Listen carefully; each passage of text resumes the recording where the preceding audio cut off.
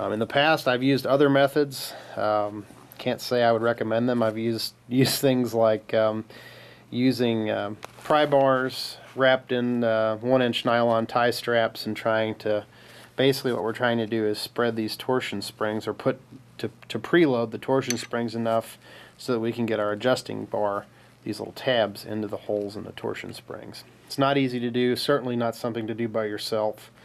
In this case, we've already used the tools enough to line up both of the end plates on the torsion springs so that they're touching one another, kind of holding each other in place. Now, something that Sunstall does not recommend in their instructions that I think for the sake of safety is better, using like a quick grip or a quick clamp to hold these onto the shaft, because there's nothing that would hold them on, and I could envision potentially them slipping off as you put torsion on them. And it takes two 15/16 wrenches to do this. Before I get carried away here, this is also one of those jobs that would be handy to have 4 or 5 hands, but you know, we'll make it work.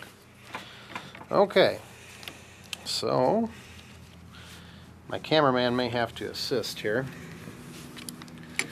and we're each going to pull the wrench one way. And okay, cameraman, get his tab in and get it started. I'm going to actually have to adjust this a little bit tighter to spread mine out to get in the right spot. This may look tricky, but believe me, it's much easier than some of the methods that we've used in the past before this tooling.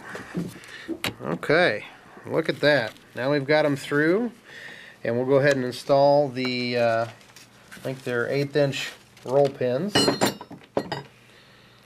in the tie bar tabs. That way everything's in just the right spot. And it's important to note that, you know, without thinking, it may be easy to install this tie bar on the back. However, it will not work with this on the back side of the spring flanges because of the cover that goes on the back side, and actually does go under here. And don't be alarmed, because until you've actually adjusted these, the threads on the tie bar will actually rub the rubber and the torsion springs until it gets spread out enough that it kind of lifts away as it goes through the radius.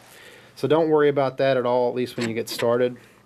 You know, not that it really matters, but if truth be known for the originals, the adjusting handle would be on the right side. So it's actually on the left side, but we've got it upside down. So something to keep in mind, that I don't think it really makes much difference which way you go, but if you want to stay true to original, it should, the handle's on the right side. So we'll go ahead and get these installed, remove the tools, and then we'll show installing the back plate and those roll pins.